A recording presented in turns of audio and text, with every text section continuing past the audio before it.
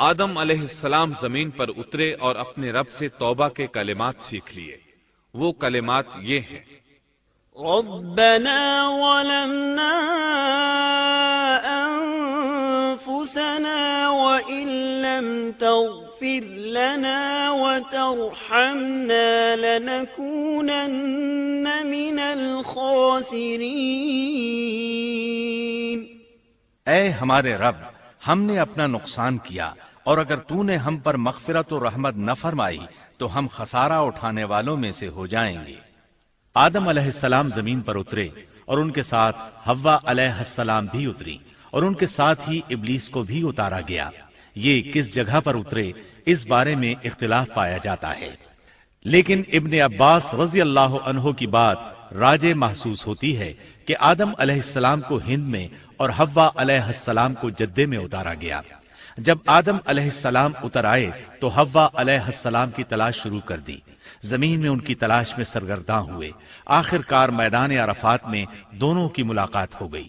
چونکہ میدان عرفات میں دونوں نے ایک دوسرے کی معرفت حاصل کی تھی اور ان کا آپس میں تعارف ہوا تھا، لہٰذا اسی مناسبت سے اس میدان کا نام عرفات مشہور ہو گیا۔ پھر اللہ تعالیٰ نے زمین کے اندر انسانوں کو پھیلانا شروع کیا اور زمین کو مردوں اور عورتوں سے آباد کر دیا۔ امام طبری رحمت اللہ علیہ بیان کرتے ہیں کہ حوا علیہ السلام نے آدم علیہ السلام کے لیے 20 ولادتوں میں 40 بچوں کو جنم دیا۔ ہر بار 2 بچوں کو جنم دیتی تھی، ایک لڑکا ہوتا ایک لڑکی۔ سب سے پہلا جوڑا قابیل اور اس کی بہن قمیم کا تھا۔ پھر انسانوں کی افزائش شروع ہوئی، آبادی میں اضافہ ہونے لگا۔ اللہ نے آدم علیہ السلام ہی کو ان کا نبی متعین کر دیا، وہ انہیں دین سکھاتے رہے۔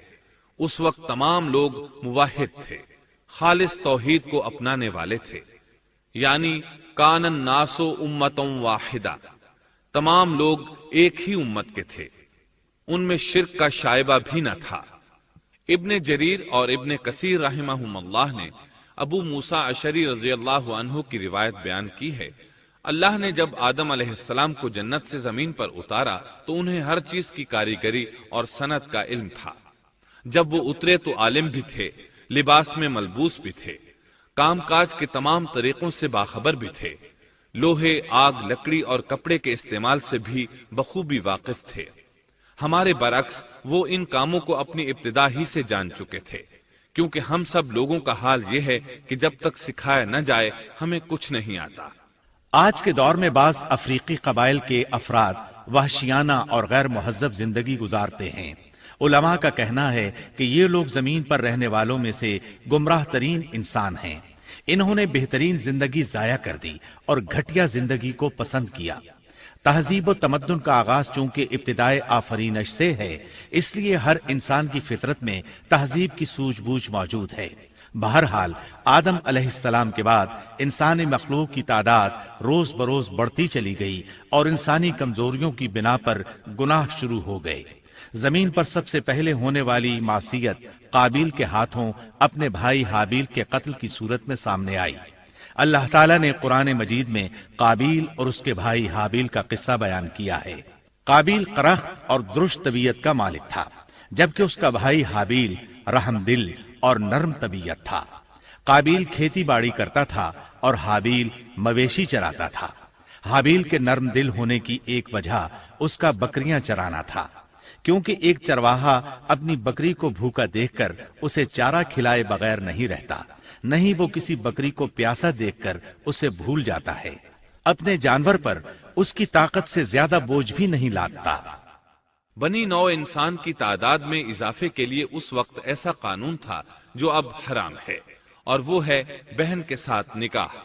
چونکہ اس وقت کے سب لوگ آدم علیہ السلام کی حقیقی اولاد تھے اور آپس میں بہن بھائی تھے، اس لیے اس وقت کی شریعت کی روح سے قابیل اپنے ساتھ جڑواں پیدا ہونے والی بہن کے سوا کسی دوسری بہن سے شادی کر سکتا تھا، اور اسی طرح حابیل اپنے ساتھ جڑواں پیدا ہونے والی بہن کے علاوہ کسی دوسری بہن سے شادی کر سکتا تھا۔ اس کی صورت یہ تھی کہ قابیل کی شادی حابیل کی بہن سے ہو اور حابیل کی شادی قابیل کی بہن سے ہو، لیکن ہوا یہ کہ حابیل کی بہن خوبصورتی میں قابیل کی بہن سے کم تھی، اس لیے قابیل نے حابیل کی بہن سے شادی کرنے سے انکار کر دیا اور اپنی جڑواں بہن سے شادی کی خواہش ظاہر کی، لیکن ایسا کرنا آدم علیہ السلام کی شریعت میں حرام تھا۔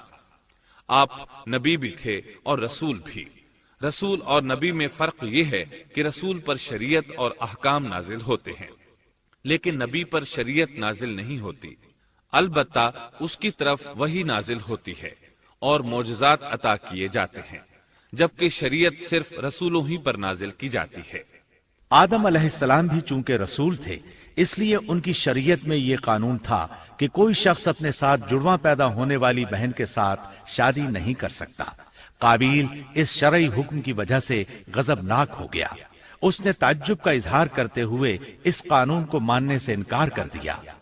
آدم علیہ السلام نے ان دونوں کے درمیان فیصلہ کرتے ہوئے انہیں حکم دیا کہ دونوں اللہ کے حضور ایک ہدیہ پیش کریں۔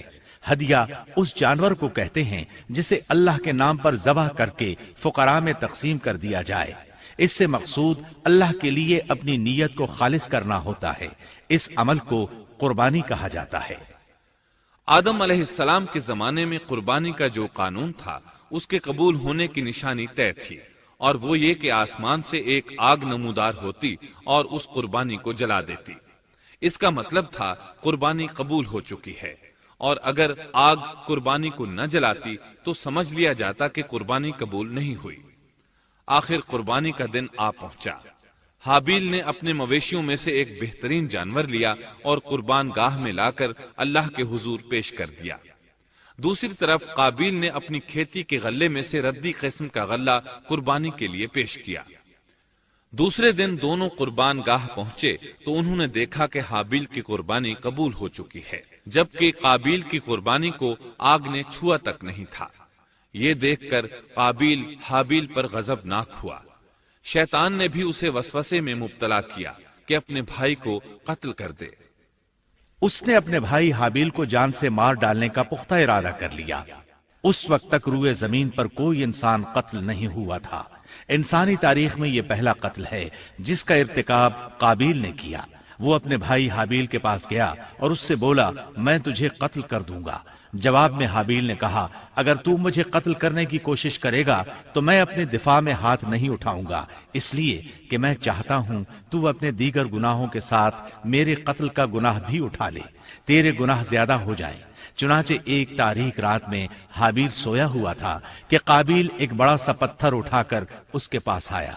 اس نے وہ پتھر اپنے بھائی کے سر پر دے مارا۔ اس طرح اس نے حابیل کو قتل کر دیا، روئے زمین پر قتل کی ابتدا کر دی، زمین کو پہلے خون سے رنگ دیا۔ تاریخ انسانی میں یہ سب سے پہلا جرم تھا جو قابیل کے ہاتھوں ہوا۔ قتل تو وہ کر بیٹھا، اب حیران اور پریشان ہوا کہ اس کی لاش کا کیا کرے۔ اس وقت تک نسل انسانی موت سے بھی دوچار نہیں ہوئی تھی۔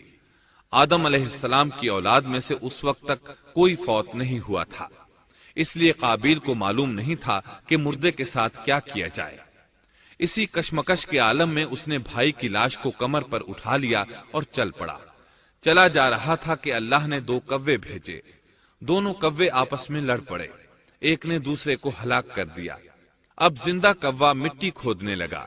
اس طرح اس نے ایک گڑھا تیار کر لیا، مردہ کوے کو اس میں رکھا اور اوپر مٹی ڈال دی۔ اس طرح قابیل کو دفن کا طریقہ معلوم ہوا۔ اس نے بھی گڑھا کھودا اور حابیل کی لاش کو اس میں دبا دیا۔ وہ اپنے کیے پر نادم ضرور تھا، لیکن اس نے اللہ سے معافی نہ مانگی، جبکہ انسان کے لیے ضروری ہے کہ اس سے کوئی گناہ ہو جائے تو اللہ سے معافی مانگے۔ قابیل اور حابیل کے درمیان جو مکالمہ ہوا، اللہ تعالیٰ نے اس کا ذکر سورہ مائدہ آیت 27 تا 29 میں کیا ہے۔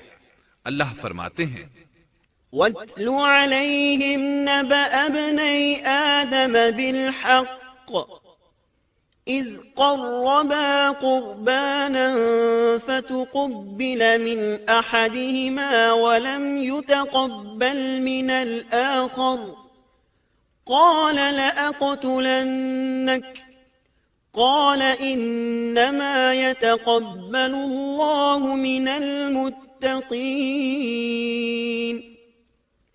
لئن بسطت إلي يدك لتقتلني ما أنا بباسط يدي إليك لأقتلك إني أخاف الله رب العالمين إني أريد أن تبوء بإثمي وإثمك فتكون من أصحاب النار وذلك جزاء الظالمين. آدم علیہ السلام کے دونوں بیٹوں کا کھرا کھرا حال بھی انہیں سنا دو. ان دونوں نے ایک نذرانہ پیش کیا. ان میں سے ایک کی نظر تو قبول ہو گئی اور دوسرے کی قبول نہ ہوئی تو وہ کہنے لگا میں تجھے مار ہی ڈالوں گا. اس نے کہا اللہ تقوی والوں ہی کا عمل قبول کرتا ہے. گو تو میرے قتل کے لیے دسترازی کرے لیکن میں تیرے قتل کے لیے ہرگز اپنا ہاتھ نہیں بڑھاؤں گا. میں تو اللہ تعالی پروردگار عالم سے خوف کھاتا ہوں. میں تو چاہتا ہوں کہ تو میرا گناہ اور اپنا گناہ اپنے سر پر رکھ لے اور دوزخیوں میں شامل ہو جائے. ظالموں کا یہی بدلہ ہے. اس کا مطلب یہ تھا کہ تیرے اور گناہوں کے ساتھ میرے قتل کا گناہ بھی تیرے ذمہ لگے اور تو ظالموں میں سے ہو جائے. حابیل کے قتل کے بعد قابیل پر جو گزری اس کا ذکر اللہ نے سورہ مائدہ آیت 30 اور 31 میں کیا ہے. فطوعت له نفسه قتل أخيه فقتله فأصبح من الخاسرين. فبعث الله غرابا يبحث في الأرض ليريه كيف يواري سوءة أخيه قال يا ويلتى أعجزت أن أكون مثل هذا الغراب فأواري سوءة أخي فأصبح من النادمين. پس اسے اس کے نفس نے اپنے بھائی کے قتل پر آمادہ کر دیا اور اس نے اسے قتل کر ڈالا. اس سے وہ نقصان والوں میں سے ہو گیا.